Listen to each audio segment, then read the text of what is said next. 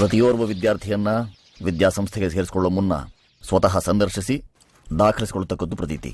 ಗೊತ್ತಿದ್ದಲ್ವೇ? ಹಾಂ ಸರ್. ಆಸೀನರಾಗಿ ಪರವಾಗಿಲ್ಲ ಸರ್. ಏನು ಪರವಾಗಿಲ್ಲ? ಹಾಂ, ಗೌರವ ಸಹ ಸಮಾನವಾಗಿ ಹಂಚಿಕೆ ಆಗಬೇಕು. ನೀವು ಕೂತ್ಕೊಳ್ಳಿಲ್ಲ ಅಂದರೆ ನಾನು ನಿಂತು ಮಾತಾಡಬೇಕಾಗುತ್ತೆ. ಸರಿ ಸರ್. ಅಲ್ಲ ಸರ್, ಅದು ಏನೋ ಗೊತ್ತಾಯ್ತಲ್ಲ ಸರ್.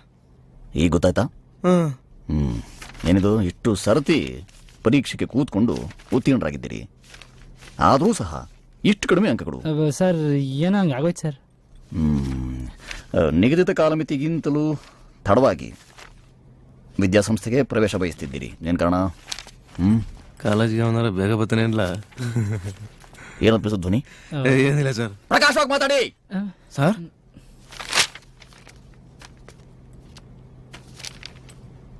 ಏನಿದೆ ಅಂಕಪಟ್ಟಿ ಮೇಲೆ ಕಾವ್ಯ ಸೃಷ್ಟಿ ಯಾರ್ದಿದು? ನಂದೇ ಸರ್.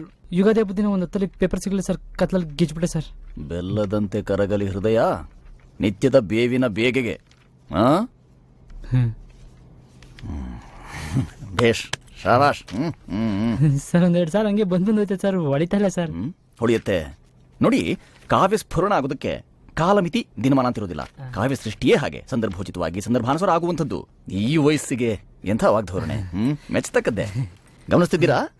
ಈಗೆಲ್ಲ ಬರ್ತಾ ಇದೆ ಸಿನಿಮಾ ಕಾವ್ಯ, ಕತ್ತಲು, ಕರಡಿ, ಜಾಮೂನು, ಸಖತ್ತಾಗವಳೆ, ಹೀಗೆಲ್ಲ ನೋಡಿ. ಇಂಥ ಕಾವ್ಯ ಸೃಷ್ಟಿ ಎಂಥ ಸಾಮಾಜಿಕ ಅಥವಾ ಸಾಂಸ್ಕೃತಿಕ ಸ್ಥಿತ್ಯಂತರಕ್ಕೆ ಕಾರಣವಾಗ್ತದೆ. ಗಮನಿಸ್ತಿದ್ದೀರಾ? ಸರ್ ನಂದಲ್ಲ ಸರ್.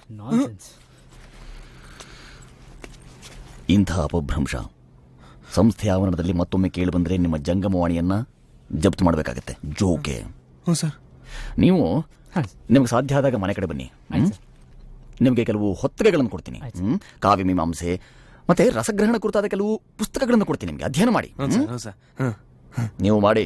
ನೀವು ಸೇರ್ಕೊಳ್ತಿರೋ ಸಂಸ್ಥೆಯ ಹೆಸರು ಅಜರಾಮರಾಗೋ ಹಾಗೆ ನಿಮ್ಮ ವ್ಯಾಸಂಗದ ಪ್ರಯಾಣ ಇಲ್ಲಿಂದ ಆರಂಭವಾಗಲಿ. ನಿಷ್ಕ್ರಮಿಸಿ. ಬರ್ತೀವಿ ಸರ್. ನೋಡ್ಲ